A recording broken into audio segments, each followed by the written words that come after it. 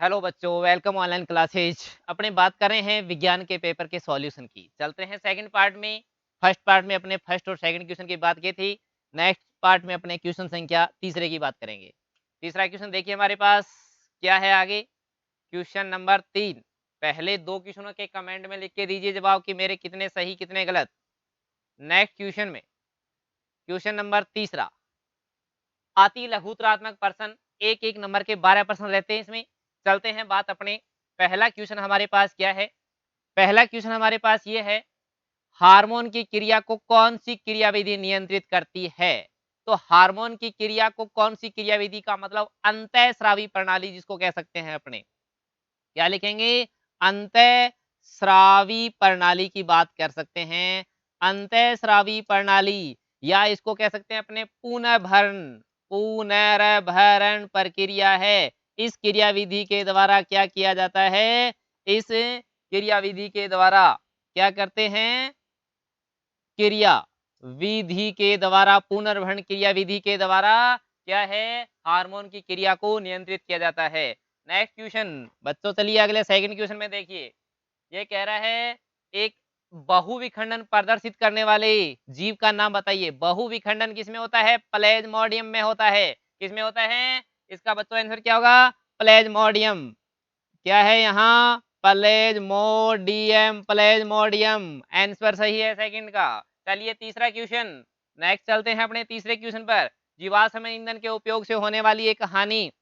देखो क्या करते हैं, जीवाश्म ईंधन को जब हम जलाते हैं तो इससे होता है पर्यावरण प्रदूषण की बात करें तो इससे होता है पर्यावरण प्रदूषण। हानि की बात करें तो पर्यावरण प्रदूषण। और पर्यावरण प्रदूषण में यहाँ बात आ रही है हमारे पास, जैसे सल्फर, कार्बन व नाइट्रोजन के ऑक्साइड बनते हैं। पूरी बात लिखनी है तो कार्बन के क्या बनते हैं, ऑक्साइड। और ये ऑक्साइड क्या करते हैं, अम्लीय वर्षा के लिए उत्तरदायी होते हैं। अम्लीय वर्षा के लिए क्या होते हैं, उत्तरदायी होते हैं। तो हमारे पास सही आंसर क्या रहने वाला है इसका, कि पर्यावरण को प्रदूषित करते हैं और इसके साथ साथ में सल्फर, कार्बन और नाइट्रोजन के ऑक्साइड छोड़ते हैं जब इनका दहन करवाया जाता है। दहन करते हैं इनको तो, और ये अम्लीय वर्षा के लिए क्या होते हैं, उत्तरदायी होते हैं। नेक्स्ट क्वेश्चन की बात करते हैं अपने आगे। अगला देखो क्वेश्चन है हमारे पास, पारितंत्र के अजैविक घटक। तो पारितंत्र के अजैविक घटक में हमें क्या लिखना होगा, पारितंत्र के अजैविक घटक का एक उदाहरण में हम लिख सकते हैं, यहाँ मृदा यानी मिट्टी लिख सकते हैं, यहाँ हम वर्षा लिख सकते हैं, यहाँ हम खनिज लिख सकते हैं, यहाँ हम जल लिख सकते हैं। ये देखो हमारे पास क्या है, इसके अजैव घटक है। इसके उदाहरण में चार उदाहरण बताए हैं, एक नंबर का एक उदाहरण यहाँ पूछा गया है। नेक्स्ट बात करते हैं अपने आगे। अगला क्वेश्चन वेरी इंपॉर्टेंट क्वेश्चन, जो टॉपर्स है उनके लिए क्वेश्चन है। ये क्या क्वेश्चन दे रखा है, बहुत अच्छा क्वेश्चन है। ये कह रहा है कि दो भौतिक राशि है, एक तो है P और एक है हमारे पास Q। अब ये P व Q हमें पहचान इसके इकाई से करना है कि ये P का मीन्स है, ये है प्रतिरोध। ये क्या है हमारे पास, यहाँ प्रतिरोध की बात आ रही है। और Q का मीन्स ओम इंटू मीटर में है तो ये है प्रतिरोधकता। ये क्या है यहाँ, प्रतिरोधकता। ये है हमारे पास यहाँ प्रतिरोधकता है, प्रतिरोधकता। अब कह रहे हैं क्या, कि दो चालकों की लंबाई को आधा कर दिया जाए, लंबाई आधी कर दी जाए। तो आप लोगों को एक पता ये होना चाहिए, देखो आर समानुपाती क्या रहता है, एल का मीन्स लंबाई है वो उसके प्रतिरोध के समानुपाती होती है। का मीन यहाँ ये है, लंबाई को आधा करने पर ये कह रहा है पी व क्यू के मान क्या होंगे, तो पी का मान है वो क्या हो जाएगा, आधा हो जाएगा। का मीन्स 5/2, 5 है तो 5/2 का मीन्स 2.5 ओम हो जाएगा। पी का मान तो आधा हो जाएगा। दूसरा क्या है, लंबाई। अब क्यू क्या है, प्रतिरोधकता।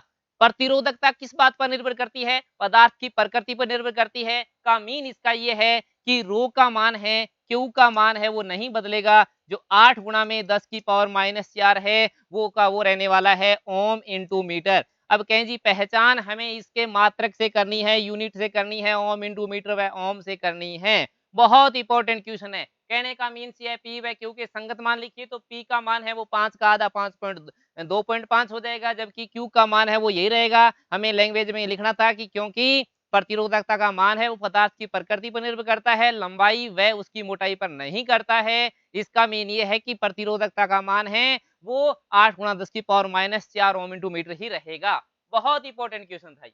चलते हैं अगले क्वेश्चन की बात करते हैं अपने। अगले क्वेश्चन में हमारे पास क्या आ रहा है?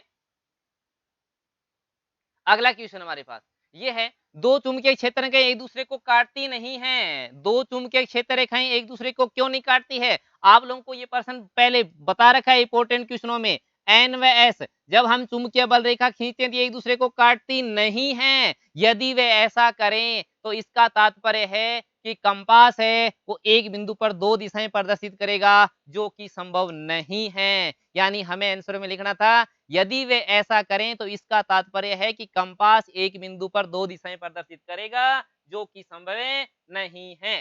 चलिए अपने आगे के क्वेश्चन की बात करते हैं। नेक्स्ट क्वेश्चन, इसका क्वेश्चन आगे है, किसी विद्युत धारावाही परिनालिका के भीतर, परिनालिका की बात कर रहा है, परिनालिका के भीतर और उसके चारों ओर क्या करना है, चुंबकीय क्षेत्र प्रदर्शित करने के लिए रेखाएं खींचनी है। तो देखिए बेटे क्या खींचना था इसके लिए, हमें एक इस तरह से परिनालिका बना देनी थी। ये देखो ये परिनालिका बन गई है। अब इस परिनालिका में हमें क्या करना था, प्लस और माइनस ये लगा देना था हमें यहाँ स्विच, एक प्लस माइनस और प्लस स्विच को ऑन कर दिया है, के फॉर कुंजी है ये। करंट की दिशा कहाँ है, प्लस से माइनस की ओर। तो प्लस से माइनस की ओर का मीन्स देखो करंट यहाँ डायरेक्शन दिखा सकते हैं अपने, ये करंट की डायरेक्शन है कि ये देखो I4 इस तरह से चल रहा है। तो इसमें चुंबकीय क्षेत्र है वो देखो अंदर इस तरफ जा रहा है, अंदर है वो इस तरह से क्या रहने वाला है, चुंबकीय क्षेत्र रहने वाला है। बाहर कैसे होगा, ये बाहर देखो इस तरह से घूम रहा होगा, ये बाहर है वो किस तरह से घूम रहा होगा, इस तरह से का मीन्स हमें डायरेक्शन दिखानी होगी। इंपॉर्टेंट बात इसकी डायरेक्शन है, ये हमें परिनालिका के। यदि कोई बच्चा कहे कि सर मैंने इसको प्लस माइनस चेंज कर दिया है, प्लस यहाँ माइनस यहाँ, तो ये जो चुंबकीय क्षेत्र की दिशा है वो बदल जाएगी। तो ये बन जाएगा हमारा एन और ये बन जाएगा हमारा एस। यानी ये एक अगर बार मैग्नेट की तरह समझें इसको, तो एन व एस इस पर अपने लिखेंगे, ये बार मैग्नेट की बात है। इंपॉर्टेंट बात कंप्लीट हुई। चलते हैं नेक्स्ट आगे के क्वेश्चन की ओर। उदासीनीकरण अभिक्रिया को परिभाषित कीजिए। तो उदासीनीकरण अभिक्रिया, आमल व क्षार परस्पर अभिक्रिया कर क्या करते हैं, आमल प्लस क्षारक अभिक्रिया कर क्या बनाते हैं, लवण प्लस क्या बनाते हैं, जल बनाते हैं। तो यहाँ अभिक्रिया छोड़नी थी HCl प्लस NaOH, तीर का निशान NaCl प्लस H2O। रासायनिक अभिक्रिया ऊपर लिखना था डेफिनेशन, अम्ल व क्षारक परस्पर मिलकर क्या बनाते हैं, लवण व जल बनाते हैं, इसे उदासीनीकरण कहते हैं। नीचे हमें व्यापक रूप के बाद में एक रासायनिक समीकरण का उदाहरण छोड़ना था। आधुनिक आवर्त नियम क्या है, आधुनिक आवर्त नियम यानी आधुनिक आवर्त सारणी जो सन 1913 में हेनरी मोजले ने दी थी, उसका नियम क्या है। तो परमाणु जो तत्व है परमाणु संख्या के आवर्त फलन होते हैं, परमाणु संख्या के आवर्त फलन होते हैं। तत्व क्या होते हैं, परमाणु संख्या के, परमाणु संख्या के क्या रहते हैं, आवर्त फलन होते हैं, परमाणु संख्या के आवर्त फलन होते हैं। नेक्स्ट आइए देखो अगला क्वेश्चन, ये कह रहा है अपचित होने की अभिक्रिया बताओ। तो देखो यहाँ ऑक्सीजन की कमी हो रही है का मीन्स अपचयन हो रहा है, अपचयन। अगर उपचयन की बात कर देता तो हमें यहाँ उपचयन है वो लिखना होता, अपचयन में उपचयन का मीन्स ये एक रेडॉक्स अभिक्रिया का क्या है, उदाहरण था हमारे पास। तो हमें केवल अपचयन बनाना था, CuO से Cu बन रहा है, CuO क्या हो रहा है, अपचयित हो रहा है। चलिए आगे नेक्स्ट बात करते हैं अपने अगले क्वेश्चन की। अगला क्वेश्चन, आयोडीन हीरा व सोडियम में से, अब आयोडीन तो ए धातु होते हुए चमकीला है, हमें पता है इसके बारे में कंडीशन, आयोडीन ए धातु होते हुए चमकीला है। सोडियम को क्या किया है, चाकू से काटा जा सकता है। तो अति कठोर जो है, सबसे कठोर है वो क्या रहता है, हीरा रहता है। मीथेन की इलेक्ट्रॉन डॉट स्ट्रक्चर, मीथेन का मतलब, मीथेन का मतलब मैथेन है यहाँ, मैथेन, मैथेन का फॉर्मूला रहता है अपने पास में, अणुसूत्र रहता है CH4। इलेक्ट्रॉन डॉट स्ट्रक्चर दे रखी है, देखो बहुत आसान बात है। हमें क्या करना था, कार्बन के लिए 4 इलेक्ट्रॉन बाह्यतम कोश में, एक एक हाइड्रोजन के लिए दिखाना है, एक एक हाइड्रोजन के लिए। ये क्या किया है इसने, बाह्यतम कोश में एक एक इलेक्ट्रॉन है वो पूरा कर लिया। अब क्या करेगा, कार्बन अपने बाह्यतम कोश में इलेक्ट्रॉन एक एक क्या करेगा, साझेदारी करेगा, सहसंयोजक आबंध की जो बात होती है, ये बनी है मैथेन।